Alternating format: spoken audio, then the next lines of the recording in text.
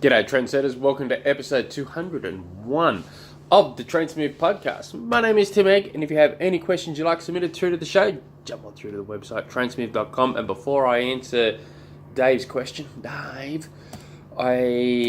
if you guys like the show and I feel like there's some value there, please, it would mean the world to me. Just please be just awesome to me if you guys would jump onto iTunes or wherever you listen to it and just give us an honest review.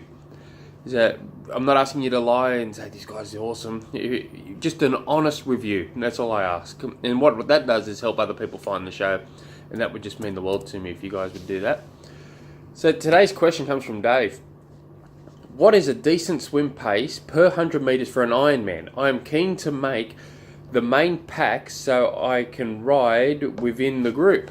So the gold standard basically for Ironman is that 1 hour mark. You feel, you've arrived if you go swim it in an hour or better.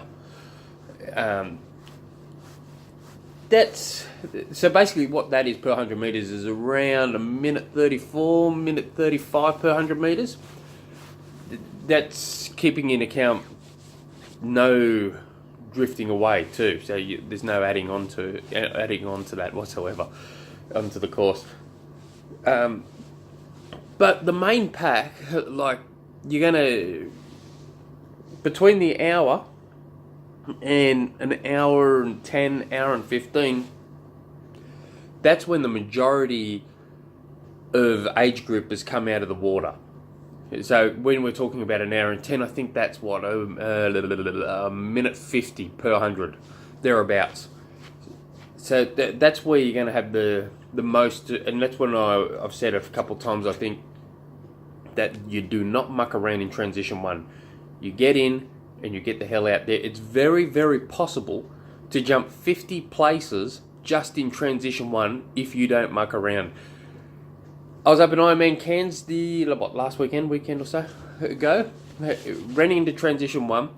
The transition tent's completely packed. I know there was bugger all volunteers too in the transition tents, which, if I was going to be a volunteer for an Ironman, transition one tent is not the place you'll see me. But yeah, there's people getting fully changed, there's people just sitting there talking, and there's other people sitting there putting sunscreen on, and they're just going ridiculous. And that's a very big transition area in Cairns. So if you can get out of there under 5 minutes, you're doing well. But some people, you look at their time, they're 10, 15 minutes in transition. What are you doing in there? Crikey. You're having a cup of tea or something. Get the hell out. Anyway, I say that purely just so you know there's a ridiculous amount of people in there. So I'd love to know what time you're swimming, if and what your goal is. If it's just to ride with the main pack, you can get out of the water anywhere between that. If you're looking at Kona, for instance, depending on your age group, you need to be at the back end of that 1 hour mark. The sooner the better. It also depends on your bike and on your run.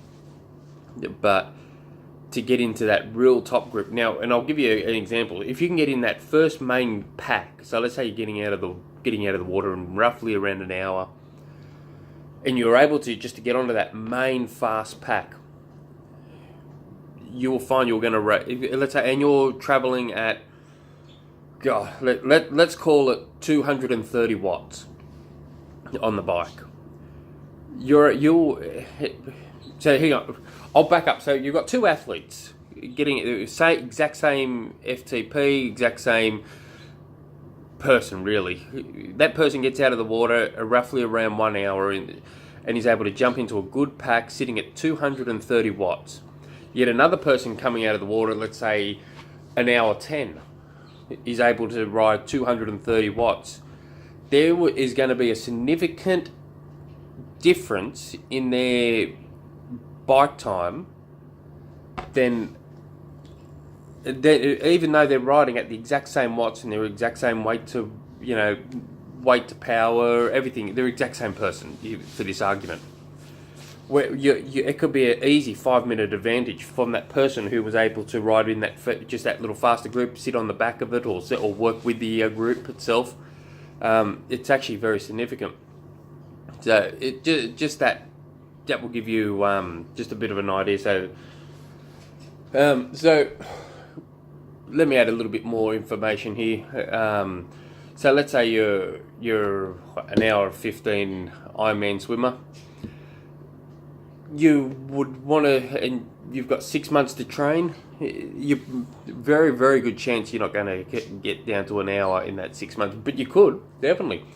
More is more generally when it comes to swim, and to create a bigger bang for your buck to find the fastest gains. It's generally you have to swim with other swimmers, like in a squad, and then that becomes messy. That becomes not messy, but you have to be considerate about what you're training. So let's say the night before you've done a 2-hour very hard bike ride, and the squad you're swimming in does not care about that 2-hour hard bike ride you did the night before. That can cause problems with your gains. You'll still make gains, but they're not going to be. It's not tailored for you, for instance.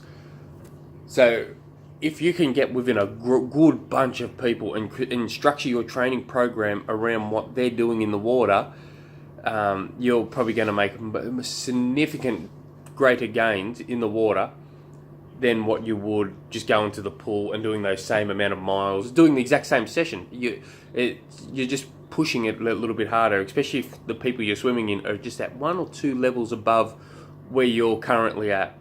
You'll find greater gains. But yeah, focus on technique. Get your technique good enough. Focus on power and speed, and generally, at least one session a week. Do drills as part of your warm up.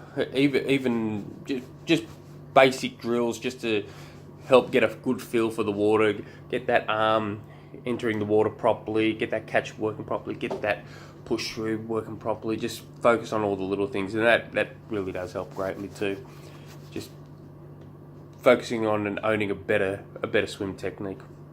If you guys have any other questions you'd like submitted to the show, jump on through to the website, send me an email, tim@trainsmooth.com. Till tomorrow, ladies and gentlemen, you guys are awesome. Hooroo.